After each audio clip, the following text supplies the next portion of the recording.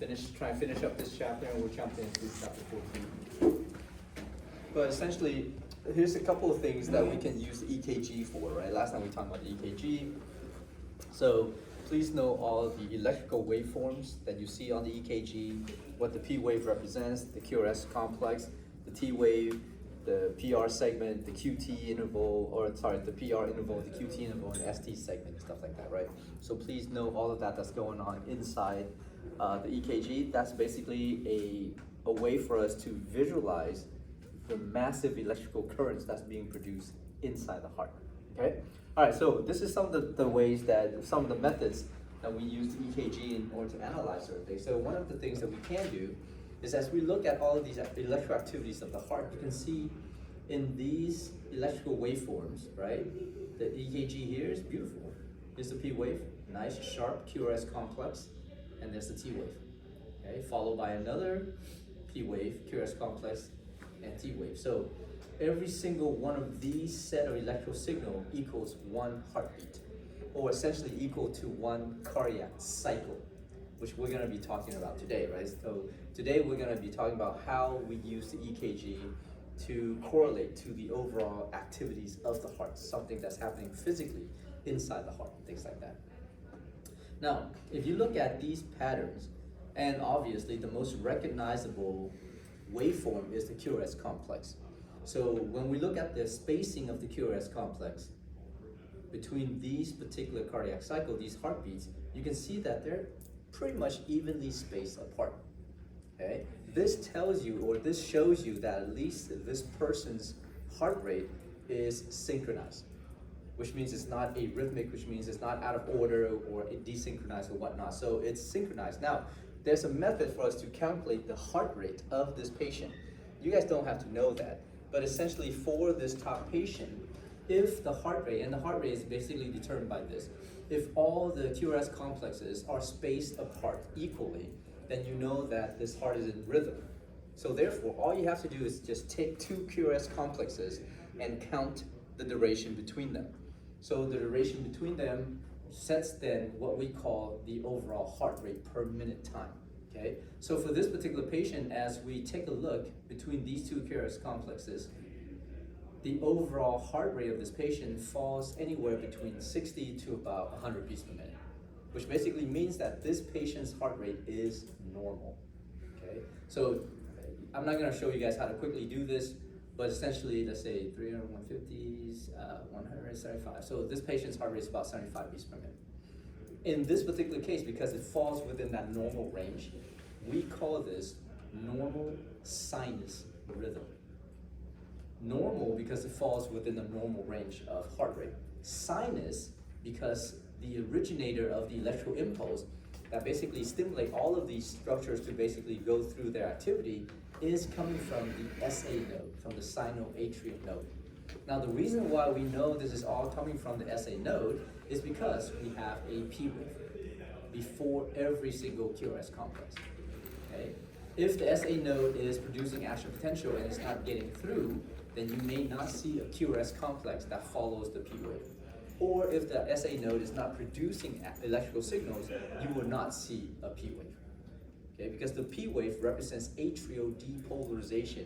So in order for the atria to depolarize, it has to come from some source, and that source is the sinoatrial node, okay? So therefore, normal sinus rhythm refers to the fact that by looking at this patient's EKG and determining his or her heart rate, it is falling within the normal range of what we call normal resting heart rate would be. And that all of those electrical activities are set by your sinoatrial node, okay? And it's in rhythm, therefore normal sinus rhythm. Now, if you look at the bottom one here, so 350, 175, 60, so this is roughly about 52, 53 beats per minute for this particular patient down here, okay? So if you have a heartbeat, and you can see that the QRS complexes between here and here, and between here and here are basically the same, spaced out the same amount, which means it is in rhythm as well. However, if you measure the heart rate using the EKG here, the heart rate of this patient is roughly about 53 beats per minute, which is lower than 60 beats per minute. Make sense? So the term we use to indicate a heart rate that is lower than 60 beats per minute, we call that bradycardia. Brady is basically just slower or less than, and cardia is just essentially the acceptable cardiac rate, right? So bradycardia is a slow heart rate, but this is still set by the SA node because we have a P wave in front of every single QRS complexes. So therefore, this is still called sinus bradycardia. In a lot of patients, their resting heart rate can be bradycardia. You guys remember you measure the resting heart rate, right, that you guys have, whether or not you exercise or you don't exercise, but some of you guys, your resting heart rate is actually less than 60 beats per minute. That's fine. As long as you're a well-defined athlete and stuff like that, and you continuously do your exercises consistently. Now, on the other hand, if you look at this patient down here, again, all the QRS complexes are equally spaced apart, evenly spaced apart, right? The QRS complexes are nice and sharp, okay? There's a P wave right here that precedes, that comes before the QRS complex, and then there's a T wave here. Now, if you look at all of these particular activities and you're trying to measure their heart rate, this patient's heart rate is roughly about 150 beats per minute. Okay, that's pretty high. Okay, so if that's the case, and let's say if you think this is a resting heart rate of this patient, then we call this tachycardia. So if your heart rate is greater than 100 beats per minute, as indicated by, let's say, the EKG or however you measure the heart rate, then we call this tachycardia. Okay, that's just a term that basically means a heart rate that is greater than 100 beats per minute or a very high heart rate. Okay, now of course, because all of these EKG patterns are produced by the electrical activity coming out from the SA node, we still call this sinus tachycardia. Okay, so just some terminologies for you guys to kind of keep in the back of your overall, let's say vocabulary list that you have. So later when you get to the clinical classes and stuff like that, and they talk about normal sinus rhythm versus sinus bradycardia versus sinus tachycardia, you understand what they're talking about, right? I'm not going to ask you these terms. I'm not going to test you guys on these terms. This is just for your own generalized Jeopardy knowledge that you have, right? Just in case you get caught up on Jeopardy. This is how we determine heart rate. We're not going to go through that, so we can skip through all of these slides until we get to the cardiac cycle. Okay? We're not going to talk about the abnormalities that you see on the EKG. You guys can learn all of that when we get to the clinical classes. We simply just don't have time to go through all of this. And then heart block, you guys will learn all about heart block once you guys get to the clinical classes. Okay. All right, let's get to the cardiac cycle. Now, what the cardiac cycle is essentially a repeating pattern of muscle contraction and muscle relaxation. Okay. So therefore, when we are talking about muscle contraction, muscle relaxation, we are talking about the overall contractile cells located within the myocardium of either the atria and or the ventricles. So before any of those muscles can contract or relax, they must receive some kind of electrical signal. Make sense? Excitation, contraction, coupling. Okay? So as we look at the EKG and we look at those electrical patterns, we can predict when these contraction and relaxations will occur. And whenever the heart contracts and relaxes, that completes one cycle. Okay? So throughout all the electrical signal produced by the EKG or captured by the EKG, it basically signifies one complete, what we call cardiac cycle. Because one complete cardiac cycle refers to the fact that the heart relaxes to fill with blood and the heart contracts to pump the blood into the circulation. That's one cardiac cycle. And it does that continuously. Okay? So therefore, what we're looking for are a series of what we call systole, which is muscle contraction, and diastole, which is muscle relaxation. So those terms refer to the muscle activity that's going on inside the heart. Now, when we talk about systole, remember, since the heart has two different functional syncytium that is separated by that fibrous skeleton, the atria on top act as a single unit, and the ventricles below act as a single unit. So when the ventricles contract, they contract together. When the atria contract, they contract together. When the ventricle relax, they relax together, and when the atria relax, they relax together. Make sense? So therefore, these two portions of the heart are actually separated by that fibrous skeleton. You guys remember we were talking about the fibrous skeleton, right? So when blood fills the heart, it first fills the atria on top. So then the atria has to relax to fill with blood, and as the atria contracts, the ventricle has to relax so it can receive that blood. And then when the ventricles contract and the blood is pushed into the great vessels, the atria will relax so the blood can return to the atria once again. Make sense? So it's an alternating series of contraction and relaxation between the atria and the ventricles. So if the atria is contracting, we call this atriosystole. If the atria is relaxing, we call this atriodiastole. Okay? If the ventricles are contracting, we call this ventricular systole. If the ventricle is relaxing, we call this ventricular diastole. And that's how we break down the cardiac cycle. So there are several phases of the cardiac cycle that list when the atria contracts, when the atria relax, when the ventricles contract, and when the ventricles relax. Okay, so we're going to go through all of this activities here. Okay, and it does so repeatedly. Now also keep in mind that the contractile phase of the heart is shorter than the relaxation phase of the heart. Okay, it's more important for the heart to relax slightly longer so it can fill with more blood, because when it contracts, it produces a very powerful contraction that will eject the blood into the circulation adequately. So therefore, if you don't relax enough to fill with blood, doesn't matter how strong that contraction is, you're not going to eject out a lot of blood. Make sense? Okay. So in order for you to eject out a nice little volume of blood that the body needs, you have to have enough time to fill those particular chambers of the heart with blood. Okay. So that's the reason why the relaxation phase or the diastolic phase is slightly longer than the systolic phase of the heart. Okay. Now, a couple other terminologies as we talk about this. I'm going to point where these things are. Is this term we call the end diastolic volume. The end diastolic volume refers to the volume of blood that is found within the ventricles at the end of ventricular relaxation. Okay.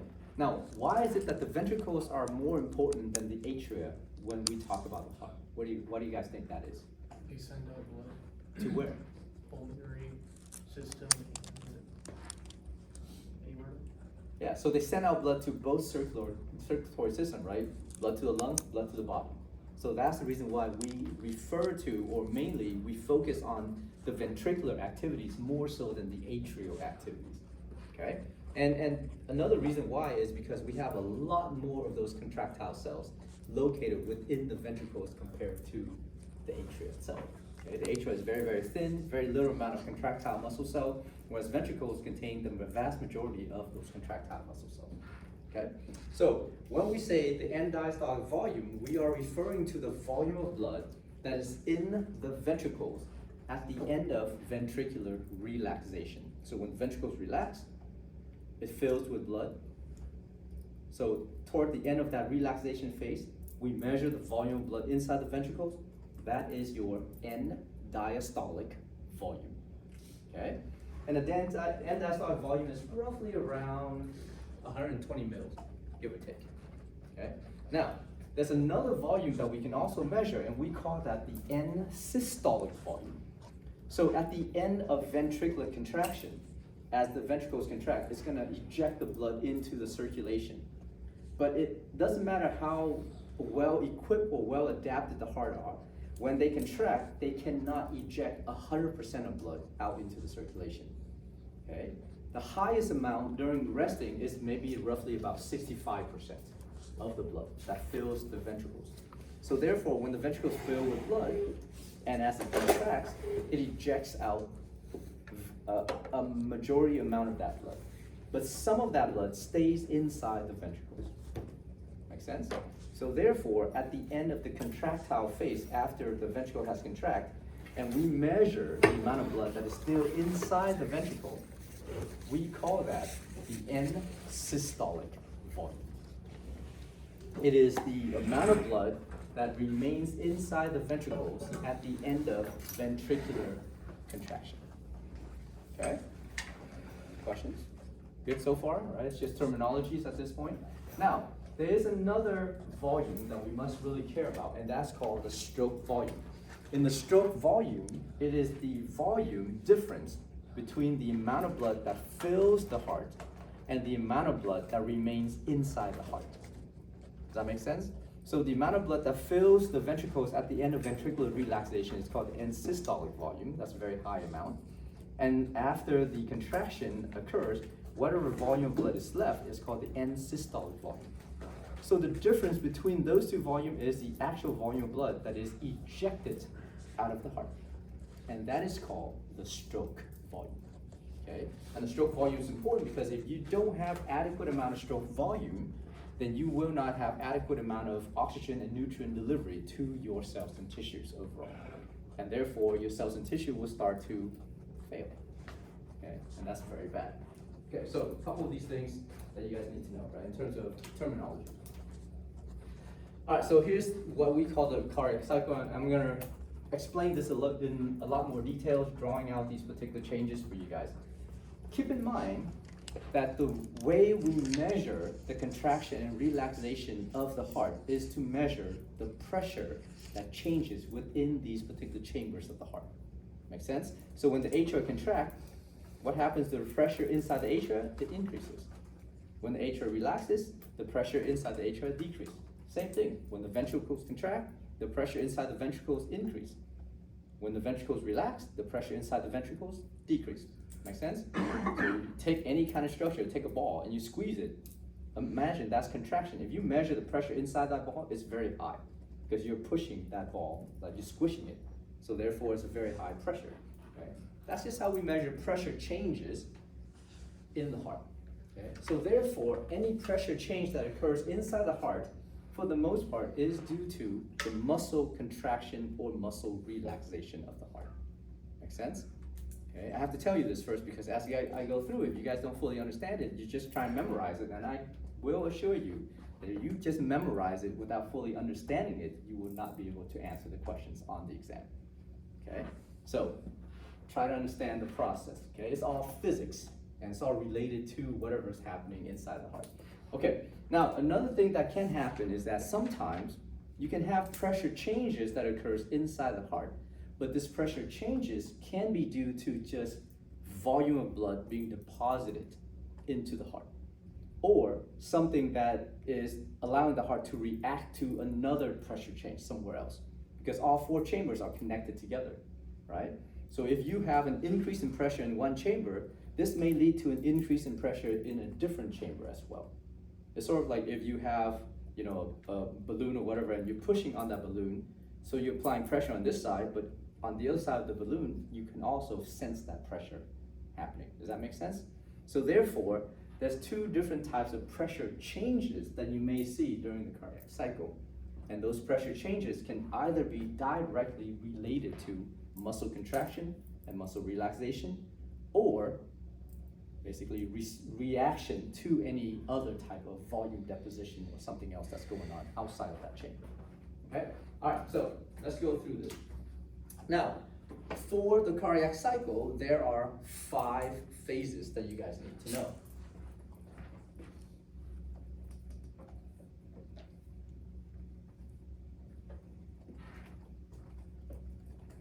So you have phase 1, phase 2, phase 3, phase 4, and phase 5. Phase 5 here again, leading back to phase 1. Okay? Phase 2 and phase 4 are very short duration phases. Phase 1, 3, and 5 are slightly longer. Okay? We'll talk about how this is happening. So, now, before we actually talk about this, we have to draw the EKG and overlap that onto these events that's happening inside the heart. So, as far as the EKG goes, the electrical activities of the heart must come slightly before the changes that occurs inside the heart. Okay. So, P wave, QRS complex, ST segment, T wave, and then flat line. Okay? You can see that it does not line up directly with these lines, and I'll show you why that is in a second. All right, so that's the EKG, right? You guys know how to label these. This is the P wave. This is the QRS complex. This is the T wave. What does the P wave represent? atrial depolarization. The atria is getting excited, okay? What happens if you stimulate or you excite the atria? How does it respond? Think about muscle activities. It will contract. Good. What's the QRS complex? Ventricular depolarization. That basically means another excitatory signal spreading through the ventricles. So in response to that, what's going to happen to the ventricles? Contract massively. What's the T wave? Repolarization. Of course, because after you have depolarization, you have to have repolarization, otherwise the cell died, right? So ventricular repolarization in this case kind of represents the inhibition to the activities of the heart. So therefore, what quickly follows the start of the T wave is going to be the relaxation of the ventricles. Does that make sense? Okay, so think about these are electroactivities that can lead to some kind of muscular activities. And based on the muscular activities, you will see pressure changes that occurs inside the heart. Those pressure changes are likely due to either the muscle contracting or the muscle relaxing. Okay, all right. So in phase one, I'm gonna draw a couple phases for you guys here. Let's start with this one.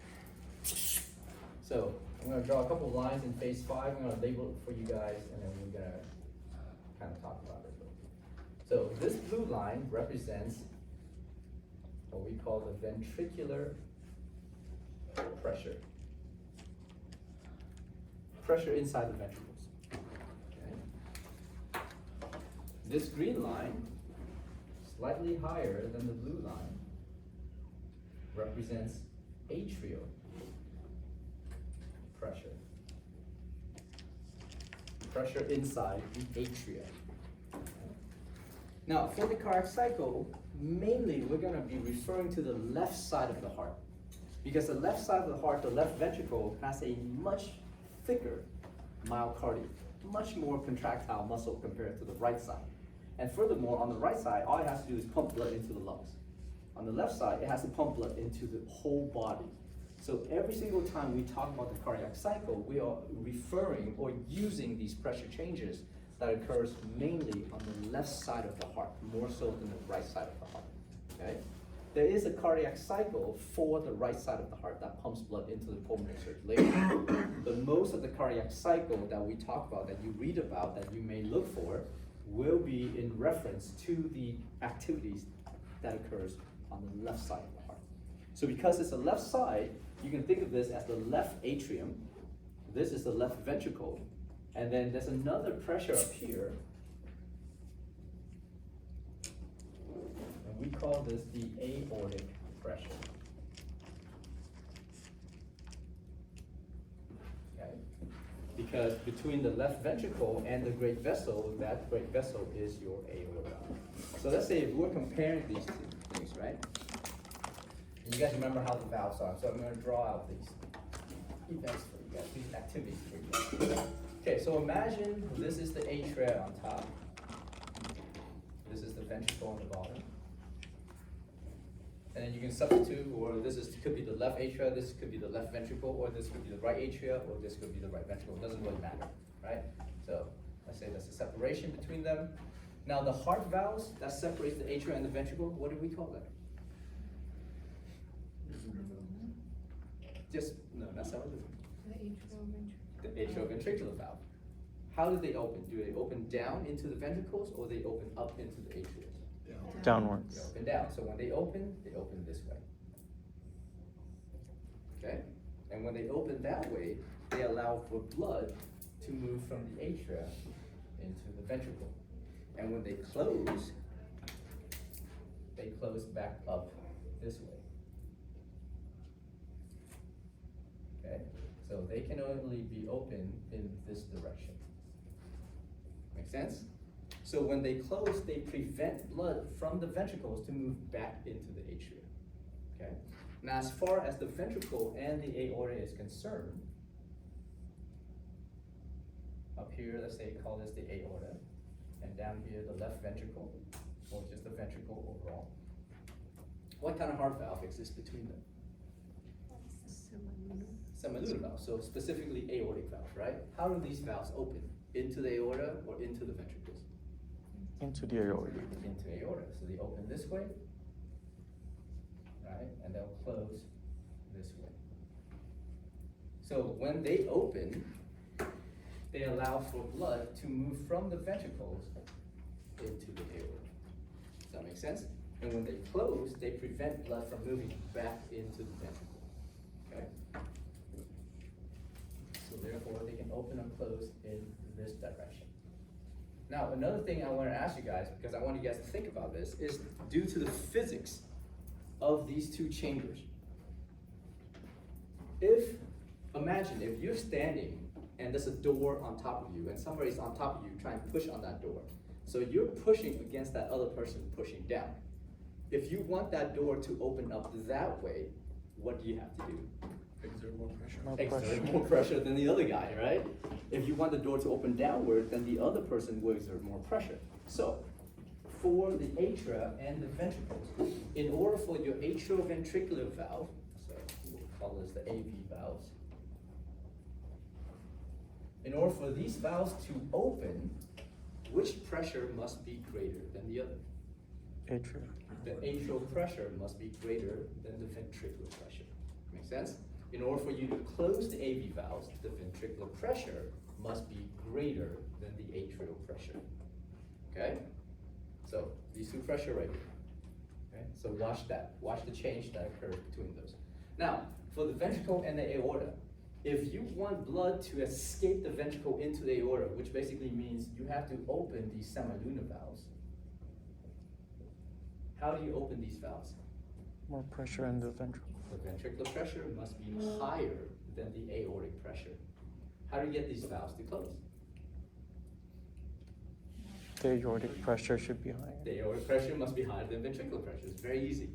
Or, another way to say it, the ventricular pressure must be now Relaxes. lower than the aortic pressure. Okay?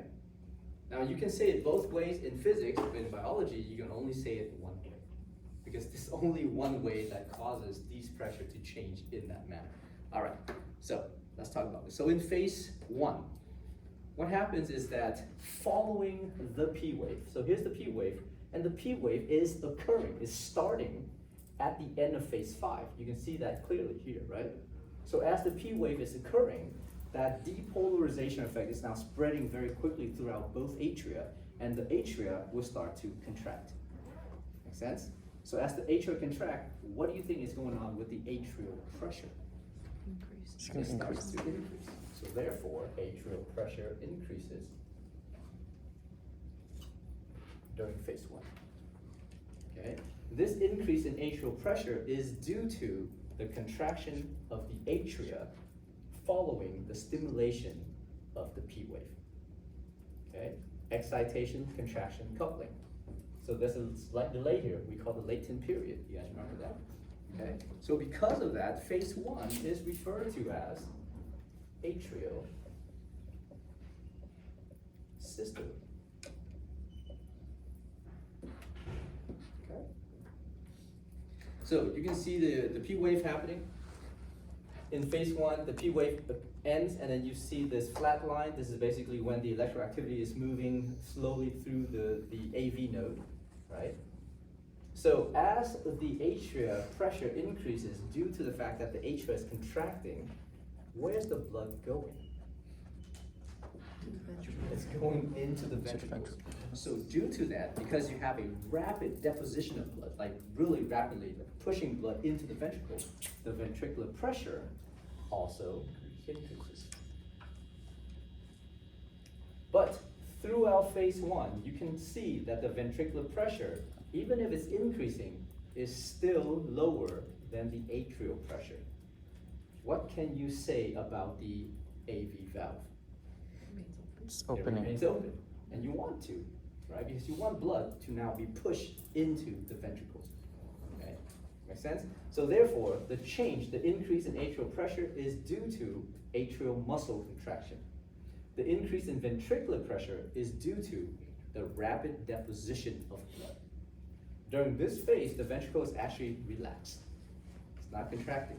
But that increase in pressure in the ventricle here is because blood is now being pushed rapidly into the ventricles by the contraction of the atrial type, right?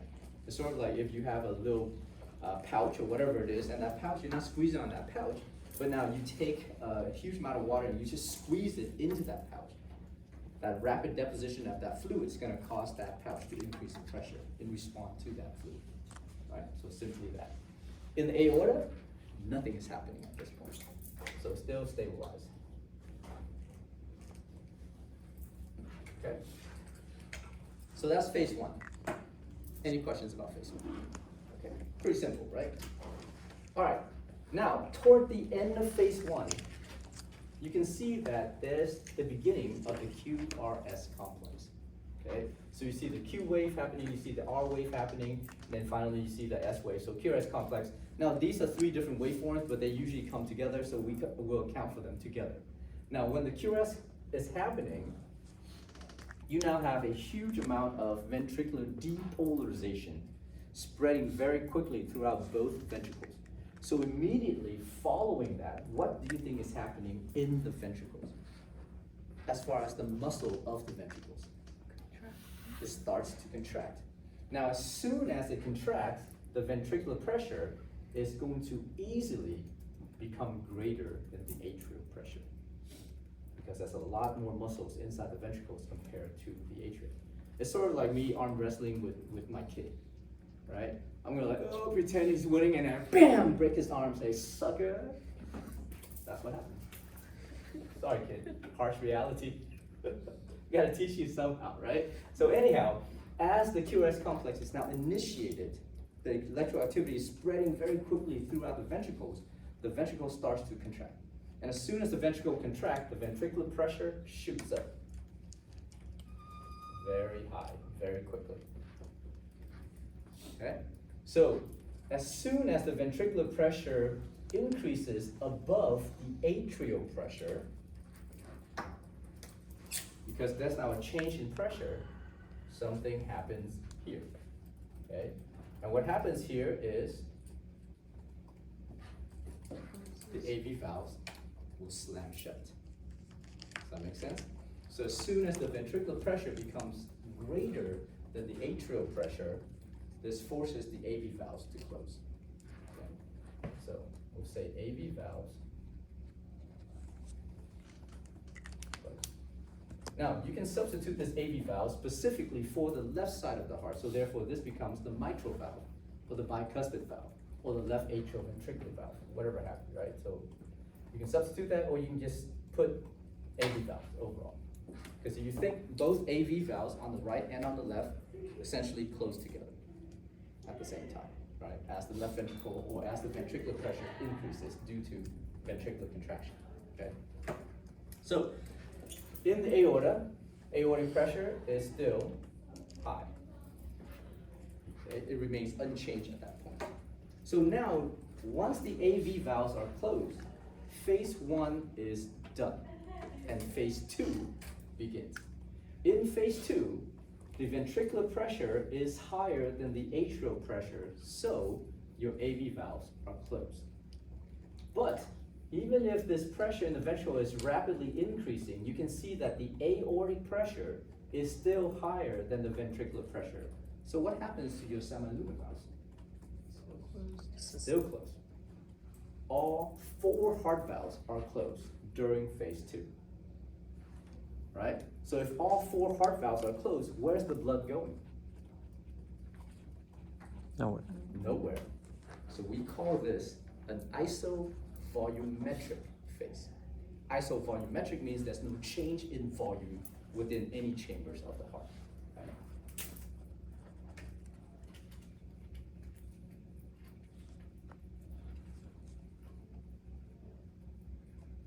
Now, this isovolumetric phase is occurring during ventricular contraction. So therefore, we call this isovolumetric contraction. Okay, that's phase two of the cardiac cycle. Now, what happens during this isovolumetric contraction as far as the atrial pressure is concerned? You can see the atrial pressure increases, and then somewhere it starts to decrease. And as soon as the QRS complex is initiated, the ventricular pressure shoots up, overcomes the atrial pressure, forces the AV valves to close.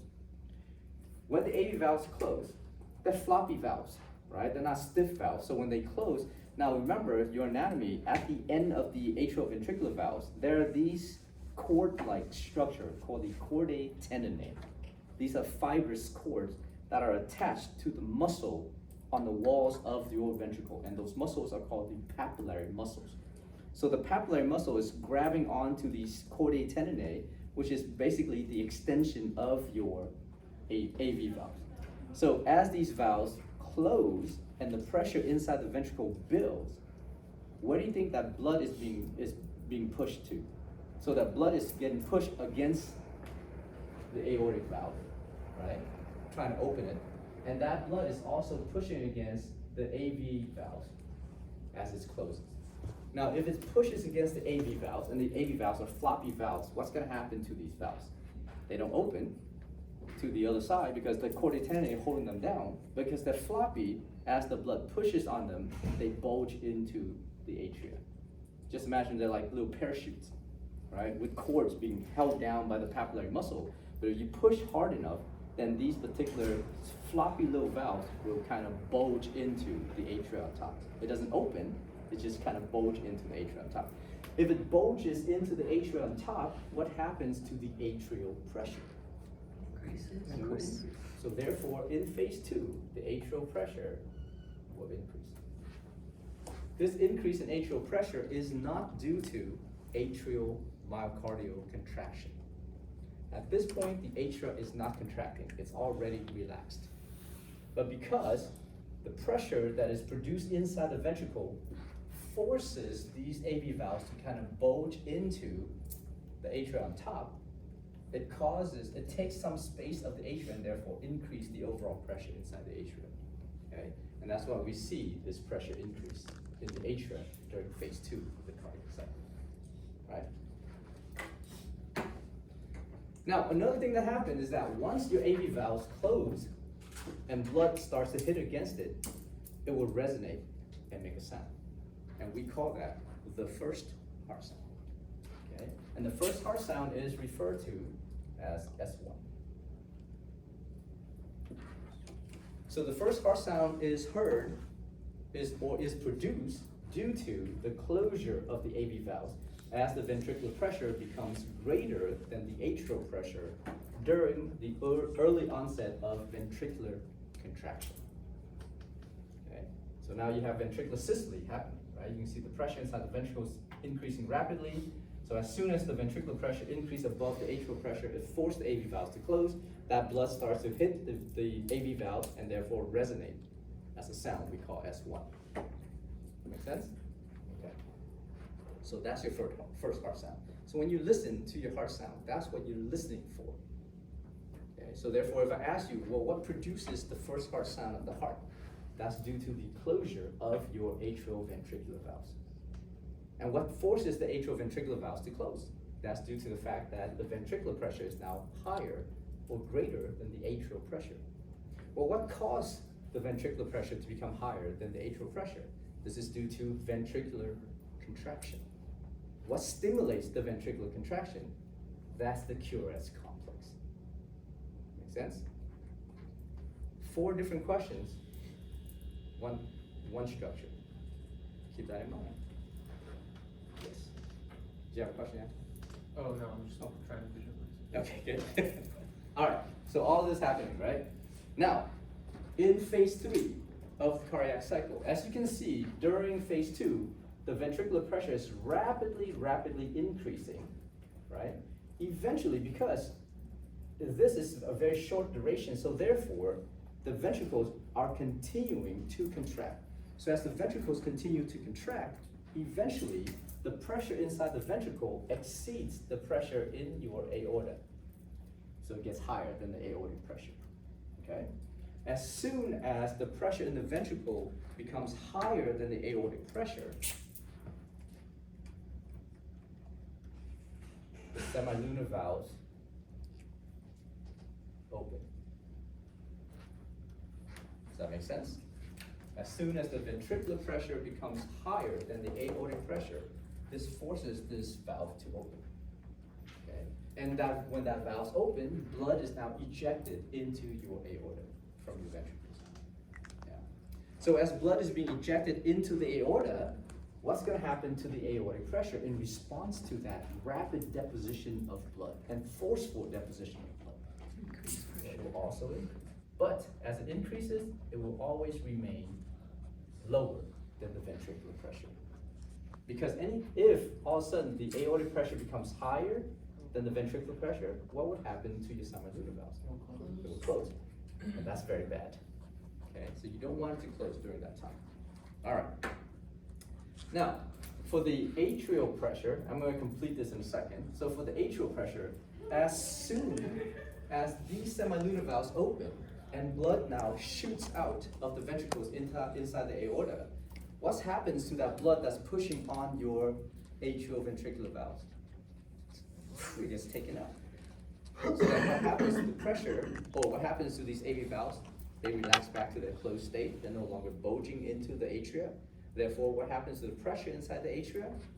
It decreases significantly.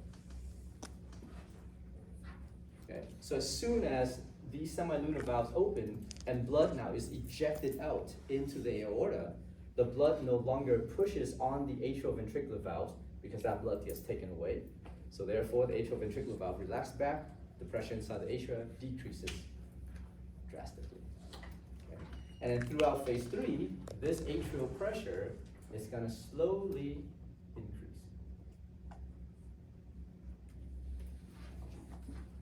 Why is it slowly increasing? Filling up with blood. Because blood is now refilling the atria. Okay. Why? Because when the ventricles are contracting, the atrias are relaxed. Okay. As the atria relaxes, the blood returns back into the atria, both right and left side. Okay. All right.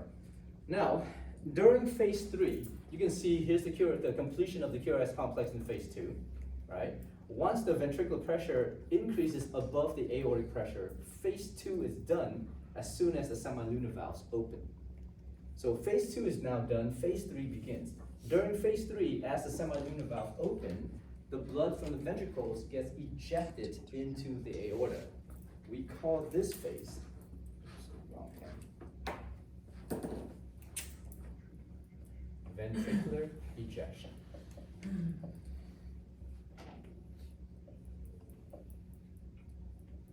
Please don't, think the ventricles are being ejected out of the body. It's just the blood is now being ejected from the ventricle itself, right? That's what ventricular ejection refers to. Okay, so now, as you can see, this ST segment, right, in the first half of phase 3, this ensures that all of these contractile cells in the ventricles are now fully contracted. This is a highly depolarized state that is maintained in all of these particular cells of the ventricles. Make sense? This ensures that the whole functional syncytium of the ventricles are now fully engaged and is continuously contracting so that it can squeeze in the ventricles and eject out as much blood as possible. And it reaches its maximum limit during rest of about 65%. Okay, so whatever amount of blood fills the ventricle, it will eject out about 65% of that volume of blood, which means there's going to be some volume that stays inside the ventricles at the end of that. Anyhow, as this continues, you can see the ventricular pressure increases, but somewhere during the middle of phase 3, you see the T wave happening. The T wave represents ventricular repolarization. So because of that, what quickly follows that is that the ventricles now starts to relax. As the ventricle relaxes, what do you think is going to happen to the ventricular pressure? It's going to decrease. So it's going to start to go down. Okay. Now, if it goes down, it starts to decrease. Is blood still leaving the ventricles into the aorta? It is. Yeah, it's weird, right? It is, but it's doing so much slower, okay? Because the aortic pressure is also decreasing and is still lower than the ventricular pressure. So even during the second half here, as the ventricle contracts and then after the T wave, the ventricle starts to slowly relax, the pressure inside the ventricle goes down, but the pressure in the ventricle is still greater than the pressure in the aorta.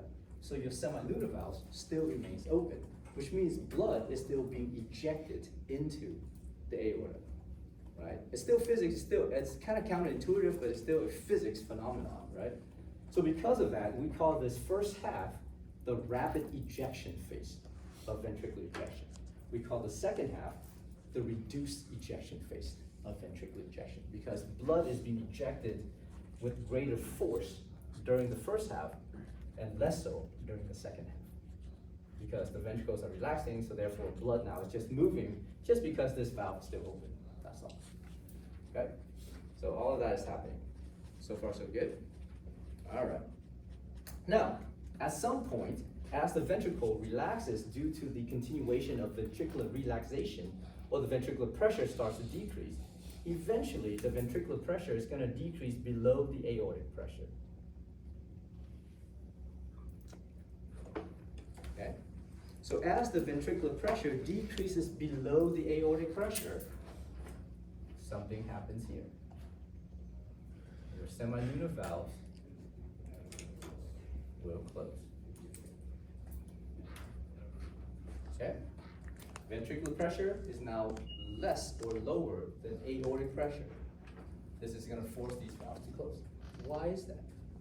Because you don't want blood to go back into the ventricles now, as the ventricles are relaxing. Okay? So, once the semilunar valves close, phase 3 is done and phase 4 begins. In phase 4, you have a rapid decrease in ventricular pressure below the aortic pressure, so your semilunar valves are closed. In phase 3, even when the ventricular pressure is decreasing below the aortic pressure, it is still higher than the atrial pressure. So what happens to your AV valves? If the ventricular pressure is still higher than the atrial pressure, It's so close. the AV valves are still closed. So again, in phase 4, all 4 heart valves are closed. If all 4 heart valves are closed, the blood stays in their respective chambers. It's not being moved anywhere. So because of that, this is another isovolumetric phase of the heart.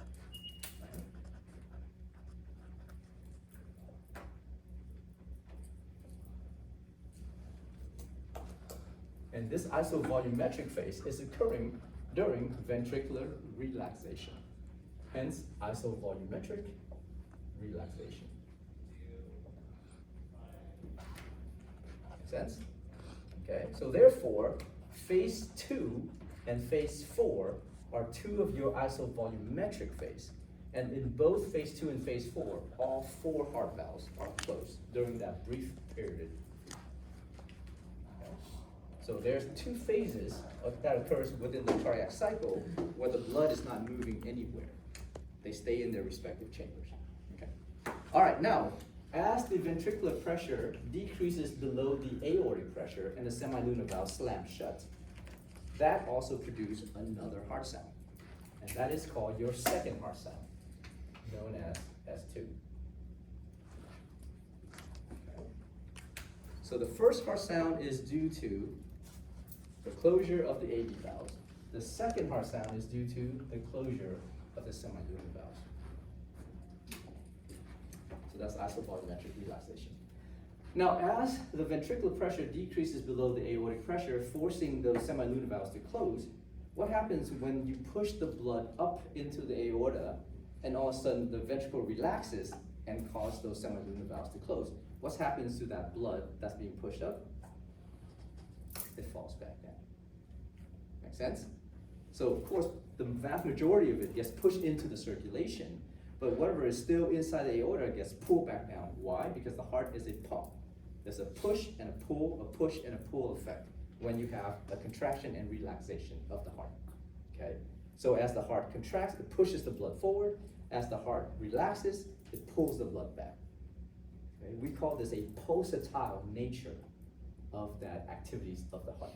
So therefore, once the semilunar valves are closed and the blood inside the aorta, some of this blood falls back against that closed AV valves, it splashes against the side of the aorta. Make sense? Because it can't go into the ventricle, so it has to push against the walls of the aorta. When it pushes against the wall of the aorta, it causes the aortic pressure to increase. So in phase 4, once the semilunar valves are closed, there is a slight increase in your aortic pressure. We call this the dicrotic notch. Sometimes can be referred to as the dicrotic wave as well. Okay, so dicrotic notch. Remember, the dicrotic notch is due to blood falling back down against a closed semilunar valve, forcing that blood to splash, to push against the walls of the aorta. And that's why this pressure is not very high, but it's just a pressure that we can actually see during the closure of the semilunar valve. Okay. Good? All right. Now, as the ventricles relaxes, eventually the ventricular pressure is going to decrease below the atrial pressure. Okay. So as this ventricle relaxes, it's going to go all the way down, and then it'll normalize at some point. Okay. Now, as soon as the ventricular pressure decreases below the atrial pressure, what's going to happen to your AV valves? The AV valves open.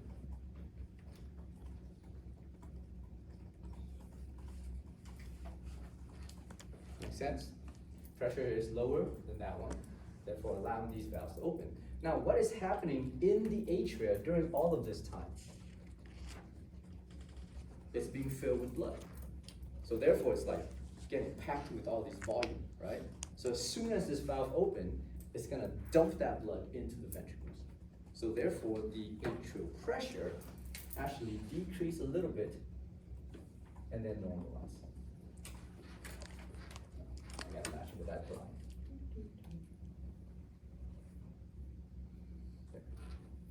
Okay, so you can see once the AV valves open, there's a slight decrease in atrial pressure before it starts to normalize again.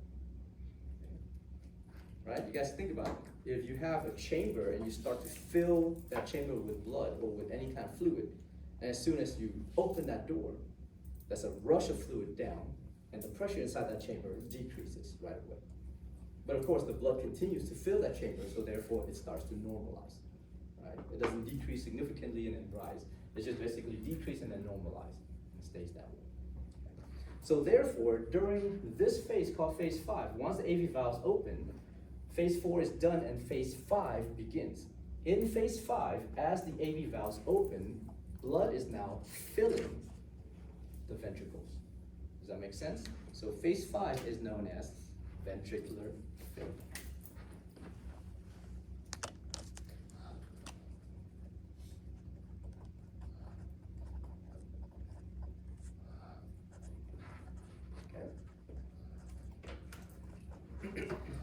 Aortic pressure slightly decreases and then normalize, and then it will continue until it goes back again. So phase 5, waiting for another P wave to appear, and the cardiac cycle starts all over again. Make sense? Can you guys tell this story to your children, to your grandchildren, to your pets, to your neighbors, to your stuffed animals, to yourself? If you can, that's great. That's a big chunk of your lab exam. Okay, it's also some degree in your lecture exam as well. This, if you know this, you know cardiac physiology well. Okay, so learn this stuff because this incorporates a lot of different things. Okay, pressure changes that occurs within the cardiac cycle is due to muscle contraction and relaxation. In order for the muscle to contract and relax, you have to precede all of that muscular activities with some kind of electrical signals. Okay? Now, another way to think about it, in order for you to transition from phase 1 to phase 2, phase 2 to phase 3, phase 3 to phase 4, phase 4 to phase 5, these heart valves must either open or close. How do you get these heart valves to open or close? Pressure changes. How do you produce the pressure changes? Muscle contraction or muscle relaxation. What stimulates the muscle contraction or muscle relaxation? The cell. Either depolarization or repolarization. Oh, No? are you talking about myocardium and the, Well, any kind of depolarization or repolarization, whether it's being produced in the contractile cells or produced in the autorhythmic cells. Yeah. Okay? Make sense? Questions about this? so the heartbeat sound, is that because of the, Because of what? yeah, so S1 and S2, is it because of the AV valve closing, or is it because of it, like due to pressure bulging out the? No. The pressure is forcing the AV valves to close. The pressure is forcing the semilunar valves to close. And this produces the heart sound. When the heart valves close and the fluid strikes against them, or when they close, it's a forceful closure. So therefore it produces sound. Something a door shut? Something like that. Yeah, think about I that. always thought that it's because of the muscle contraction, like. Well, yeah, because we talked about that, right? The reason why the AV valves close is because the ventricular pressure is higher than the atrial pressure. And the only way for the ventricular pressure to become higher than the atrial pressure is to have the ventricles contracting. That's exactly what we talked about. So therefore, anytime you talk about the valvular activities, what happens to these valves as they close or open or whatever it is, you have to also refer to the muscular activities that cause them to close or open. Because those muscular activities will produce a pressure change within those chambers of the heart. Make sense? So therefore, I will ask you to relate to me the pressure changes that causes the heart valves to close or to open. So for example, let's work backward. What pressure changes cause the AV valves to open? Use your knowledge in physics. Somebody's pushing against that door or against you, right? So if you want to win, or that you want the other person to win, then something has to happen. Higher pressure of atria than ventricle. It's the other way around. So I told you, in physics, you can say it any way you want. In biology, there's only one way you can say it. And that is the only acceptable way. The ventricular pressure Is lower. lower than the atrial pressure. Because if you look at this, it's the ventricular pressure changes that is more active than the atrial changes. Make sense? It's not like all of a sudden the atria increases above the ventricle. It's the actual ventricle that decreases below the atria. And once the ventricular pressure decreases below the atria, this allows for the AV valves to close. Another way to think about it is that, well, what muscular activity is causing these pressure changes? During this particular phase, it's the ventricles that's relaxing. So as the ventricle relaxes, this allows for the ventricular pressure to decrease below the atrial pressure. The atria is not contracting at this point. Does that make sense? So therefore, when you are relating the pressure changes, always think about the muscular activities that lead to these pressure changes. Okay? Same thing for here. How do you describe the pressure changes that causes the semilunar valves to close? The ventricular pressure is higher than aortic pressure. Higher. If it's higher, it's going to cause those valves to open. It's doing what? Oh, lower. It's right there. So for the semilunar valves to close, the ventricular pressure must now be lower than the aortic pressure. Why do you have to say it that way? What is causing the ventricular pressure to decrease? Relaxation. Ventricular relaxation.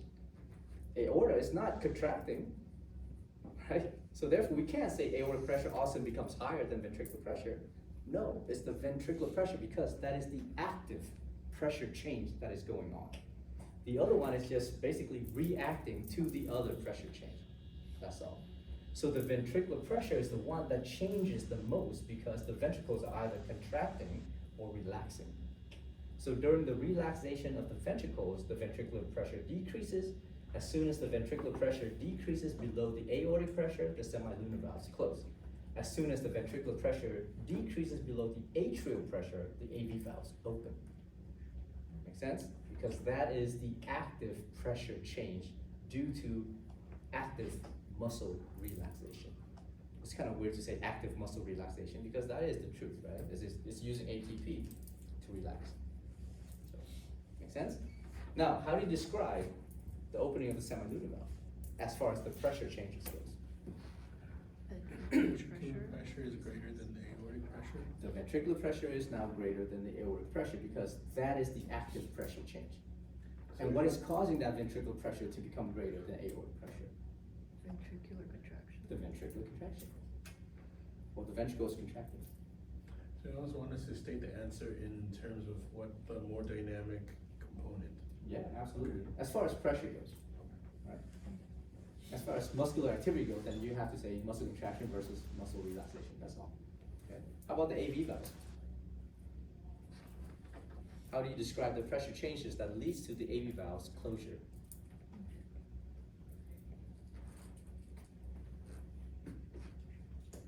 Ventricular pressure increases.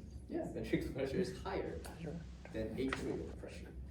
Please do not mix up atrial with aortic just because they both start with an A. An apple and an ape are not the same just because they start with an A, right? So atrial is in the atria, aortic is in the aorta. So please don't mix that up, okay?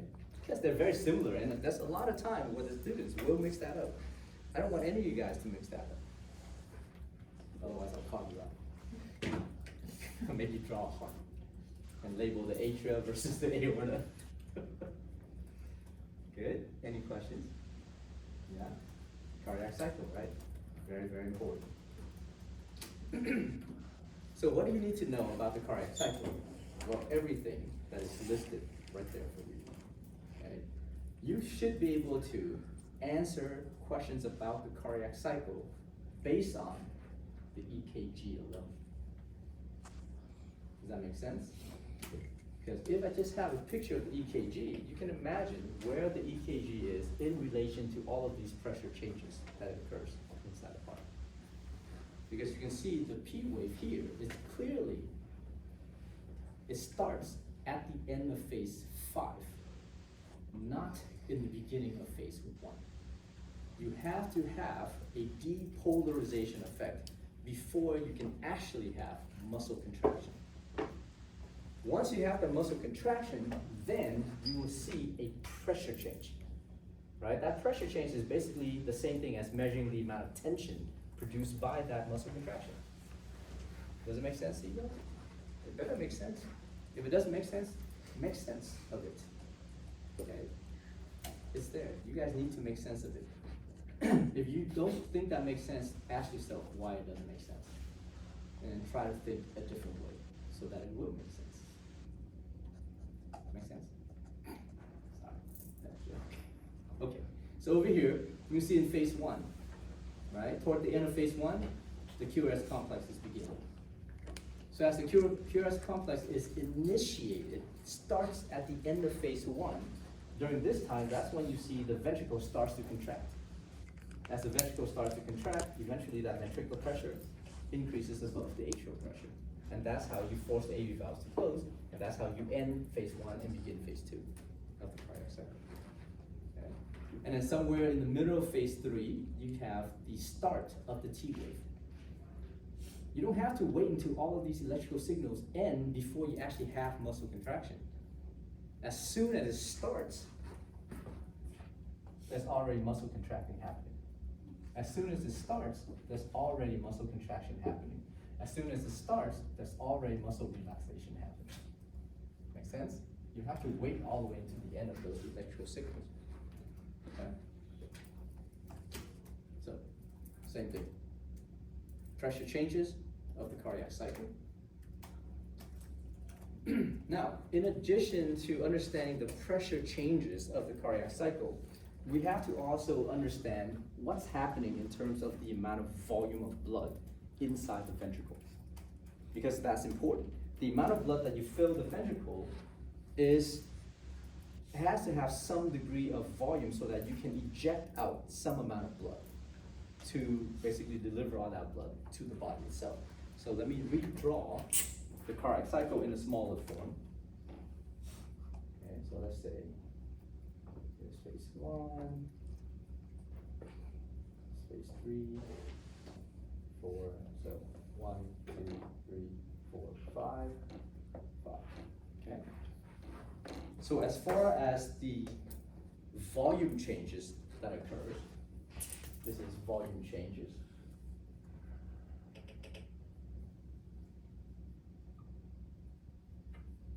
Within your ventricle. Okay? So during phase 5, which is the filling phase of the ventricle, do you think the volume in the ventricle will be high or low? High. It's filling the ventricle, so it has to be high. So let's say it's going up. Okay?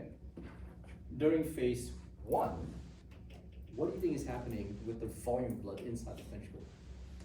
Is it gonna be the same as phase 5? Is it gonna be slightly higher or slightly lower? Same. Why is it the same when the atria is contracting to squeeze whatever blood is left into the ventricle? It better be higher.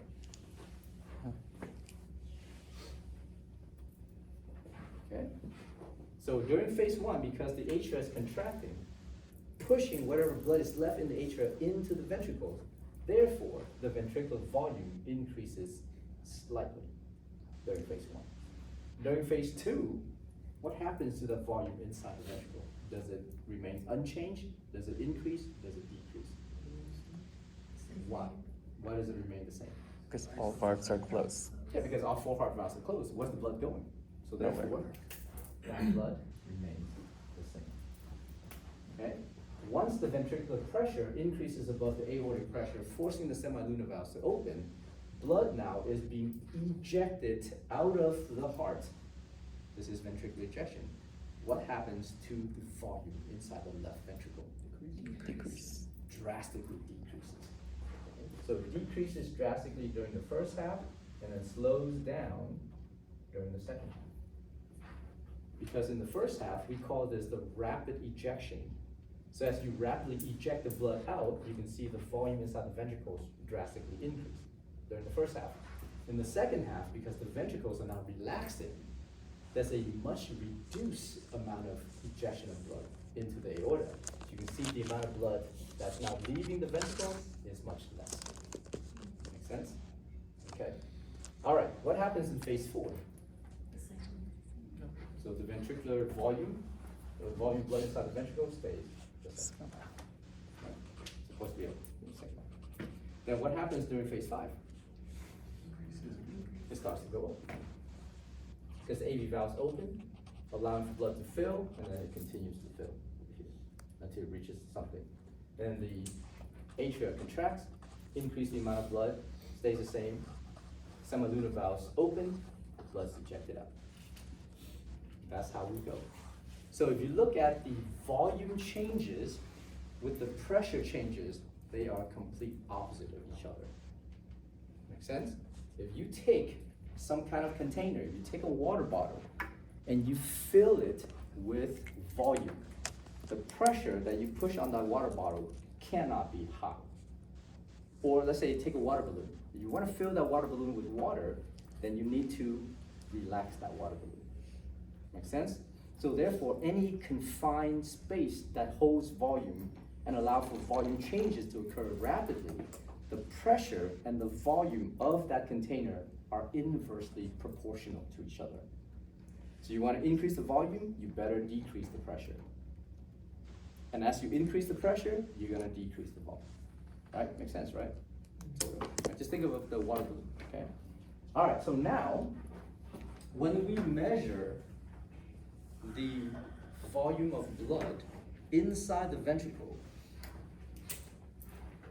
at this point, at the end of phase 1, if you measure the amount of blood inside your ventricle, what do you call that? End diastolic. The end diastolic volume.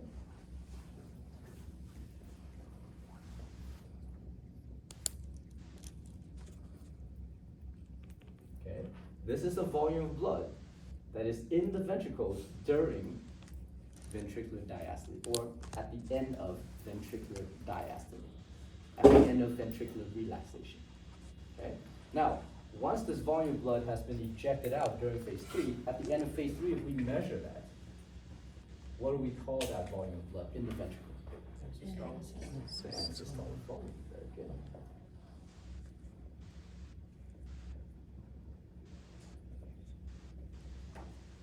This is the volume of blood that remains inside the ventricle after blood has been ejected out into the aorta. So,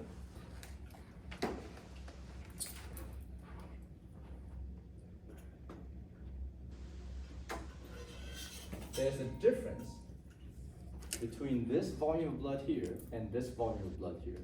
What is the difference in this volume of blood called?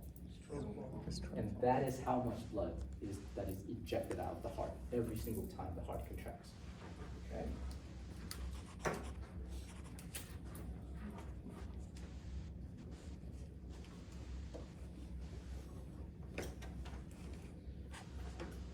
Sense? So, the end diastolic volume minus the end systolic volume will give you the stroke volume.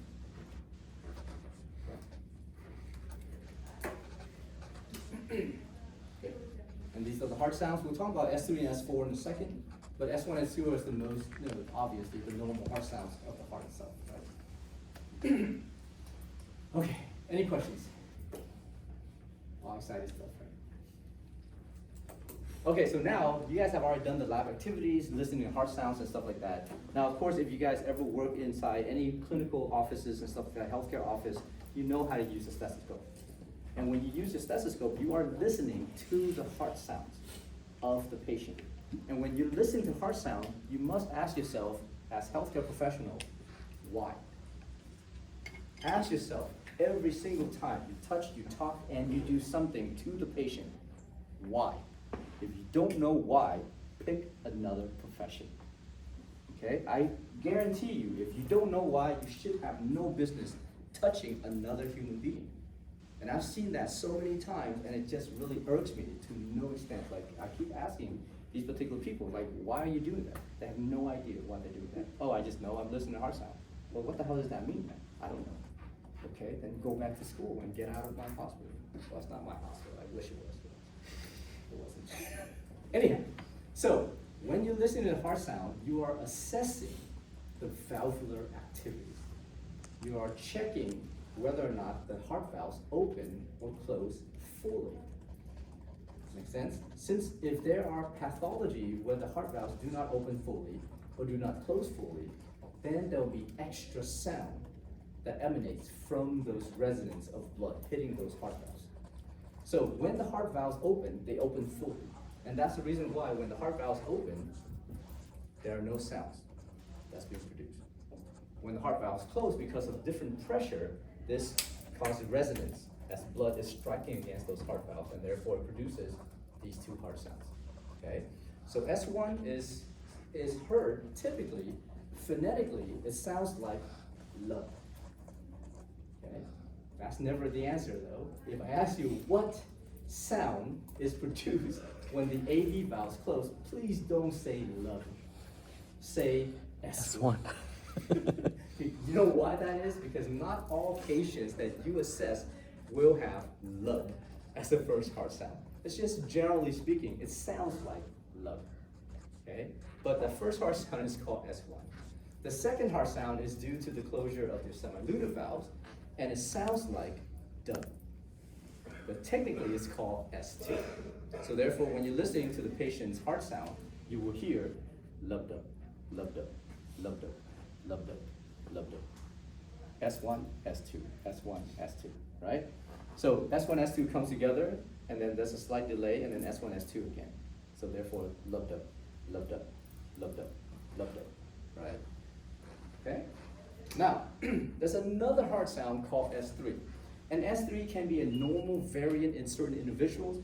S3 is typically heard somewhere in the first part of phase 5 of ventricular filling. So S3 is going to follow S2, and it kind of follows it kind of quickly. Now S3 is heard if the patient is like more muscular, or these are children and stuff like that, because their heart is still not fully regulated yet. So therefore, you may hear all these extra heart sounds. But S3 that is heard in some adults that have some kind of cardiac issue may be due to the fact that the ventricles are dilated. Okay? So when the ventricles become dilated, what happens is that the walls of the ventricles spread further apart, which means the papillary muscles that grabs onto the chordae tendineae are also pulled further apart. If that's the case, they are pulling harder or stronger on the chordae tendineae. So even when those heart valves are open, the chordae tendineae can't relax and it gets stretched out. And when it gets stretched out, as blood now is forced into the ventricle, that blood, as it gets forced across those really tense chordae tendineae, it's gonna cause vibration. It's like strumming a guitar. Okay? So during those particular individuals, or in those individuals, you will hear this heart sound called S3. And S3 follows S2 and it sounds like up. It's just up. So if you hear S1, S2, it's loved up, loved up, loved up.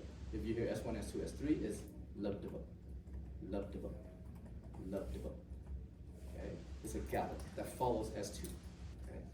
So that's happening. If you hear S3, it's happening somewhere in the early phase of phase 5.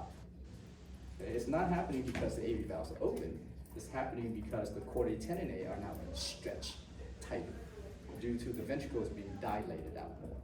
Okay? There's a fourth heart sound, and the fourth heart sound is called S4. And S4 typically is heard somewhere in the early or mid phase of phase 1. This S4 is always a pathological sound.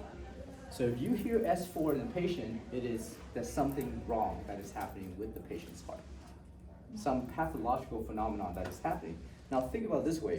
In some of these patients, when they have cardiac issues, the ventricles, the walls of the ventricles actually become thicker. So we call that ventricular hypertrophy. Okay? This is due to a response because you have much higher pressure inside your circulation. So you have chronic hypertension and you don't treat that hypertension, now the heart has to work harder to push the blood out. The heart is a muscle, right? So what happens to any muscle when you start to apply resistance to that muscle? Grow. And the way the muscle grows is through hypertrophy. So each individual muscle cells will get bigger. So therefore the whole heart gets bigger. Now think about it this way. When the contractile cells in the myocardium gets bigger, it will try to grow out, right? As any kind of tissue, it will grow outward. But the heart sits inside the mediastinum. So it's very limited on how much it can expand outward. Make sense? So then for like everything else that exists in the universe, it will take the path of least resistance. And that path is to grow inward.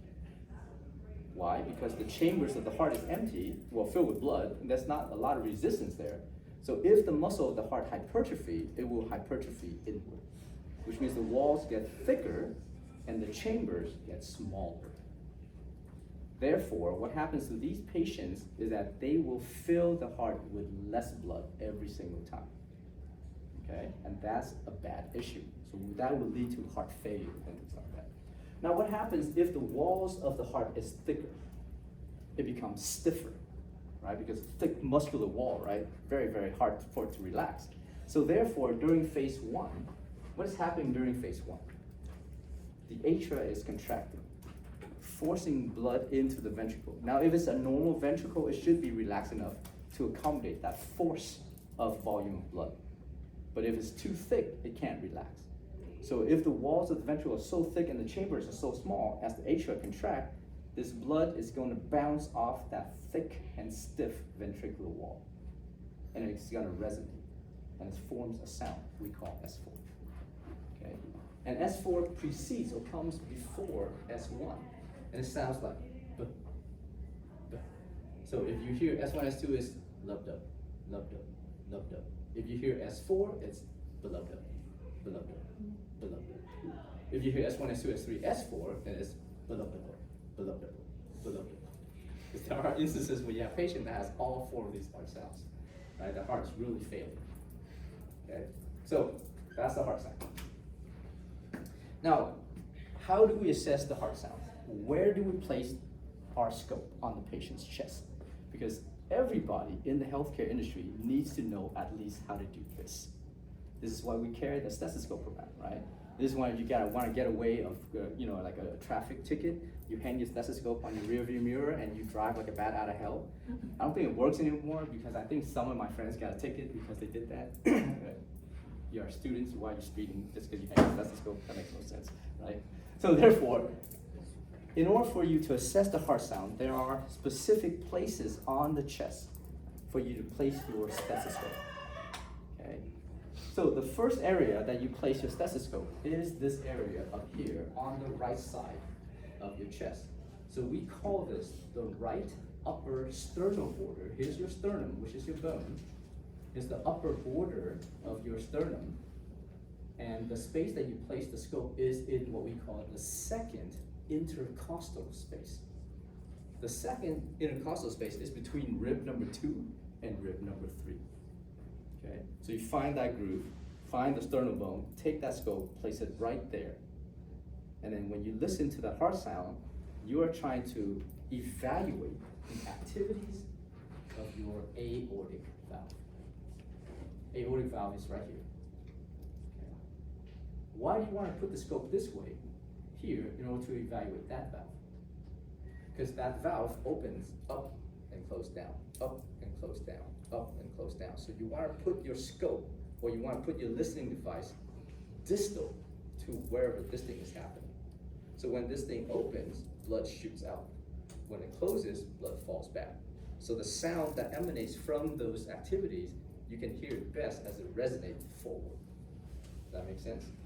So therefore, you place your scope downstream of whichever valve you're trying to evaluate, okay?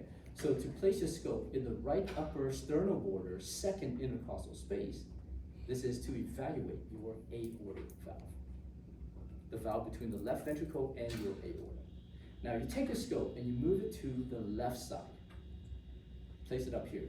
So still, left upper sternal border, so right side's on this side, you just move your scope to the other side. So left upper sternal border, again, second intercostal space. Place your scope there because here's your pulmonary valve right below it. When the pulmonary valve opens, blood ejects upward into the pulmonary trunk and then distributed into the pulmonary veins, arteries and stuff like that, right? So you place the scope downstream to evaluate the activities of your pulmonary valve, okay? Over here, aortic valve. Over here, pulmonary valve, okay? Now, you take your scope and you move it progressively down the left side of the sternum into this area we call the left lower sternal border.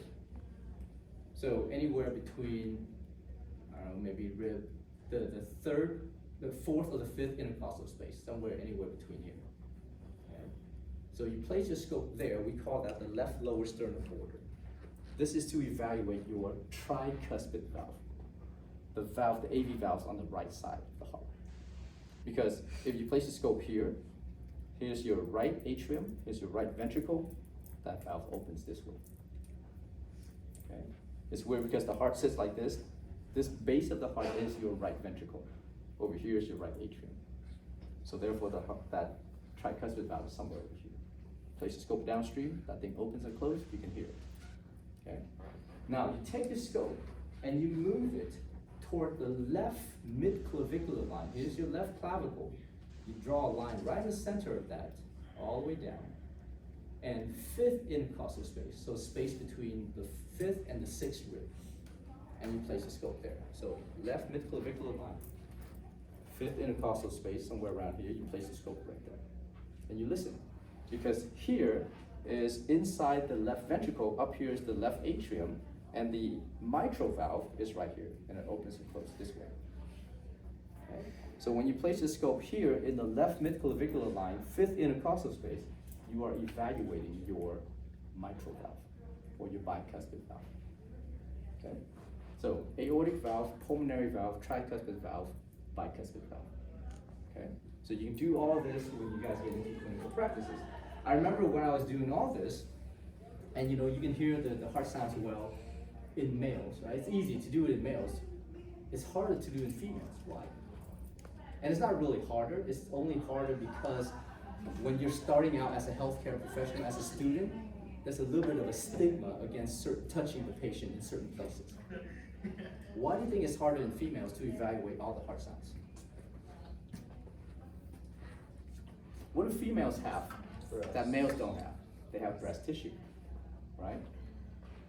Of course, males have breast tissue too, but ours is not like mammary gland tissue in a sense. So therefore, it's easy to evaluate the aortic valve, the pulmonary valve, easy to evaluate your tricuspid valve. But when it comes down to your bicuspid valve, this is where a little bit of conversation has to take place with your patient.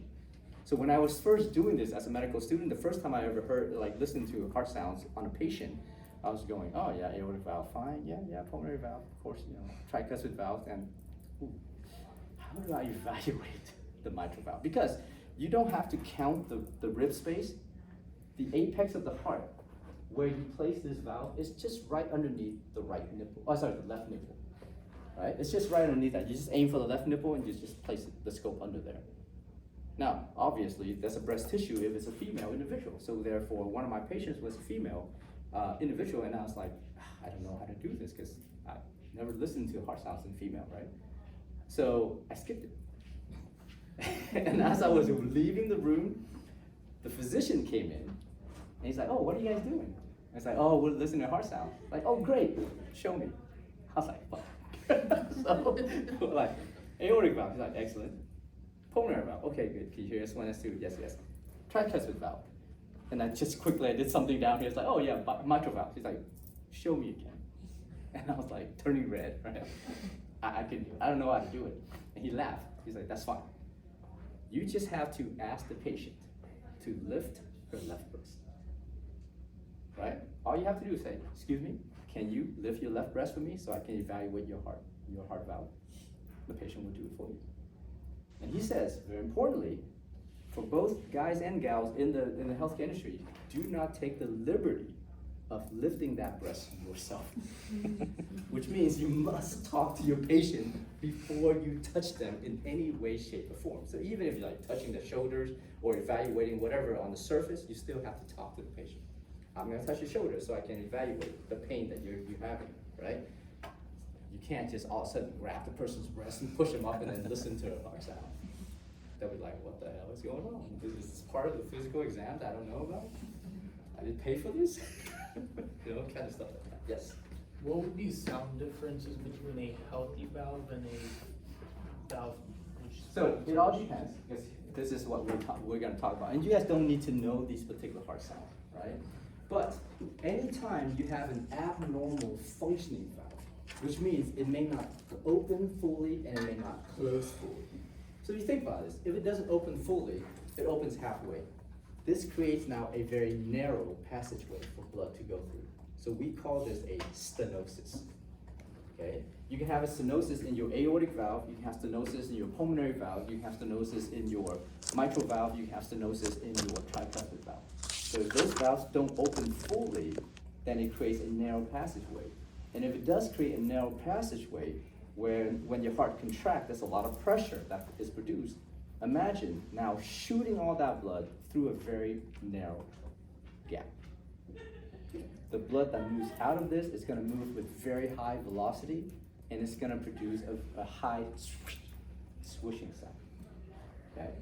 If you don't close your heart valves fully, what happens to the blood? It moves back toward the previous chamber. Okay, so let's say if in your aortic valve, when you close it, you don't close it fully, you close it like kind of halfway, blood now moves back into the ventricle. So you see what we call a regurgitation, or you hear some kind of regurgitative sound, right, as blood trickles back into the previous chamber, okay? So therefore, you may not even be able to distinguish your S1, S2. It depends on the severity and where these particular abnormalities happen. So any of these abnormalities in the heart valves, or even abnormality in the structure of the heart itself, can create extra turbulent flow of blood throughout your heart. So instead of blood moving in a defined direction throughout the heart, now it's moving in a chaotic direction throughout the heart. So because of that, you will hear all of these extra heart sounds. And we call all of those sounds collectively the heart murmurs. So for you guys, all you have to know is heart murmur are produced either through an abnormal valvular activities, defective valve, or some kind of abnormality in the structure of the heart itself. Okay. We're not gonna go through any of these abnormalities. If you guys want to, just read the rest. Good, any questions? All right, let's take a quick break.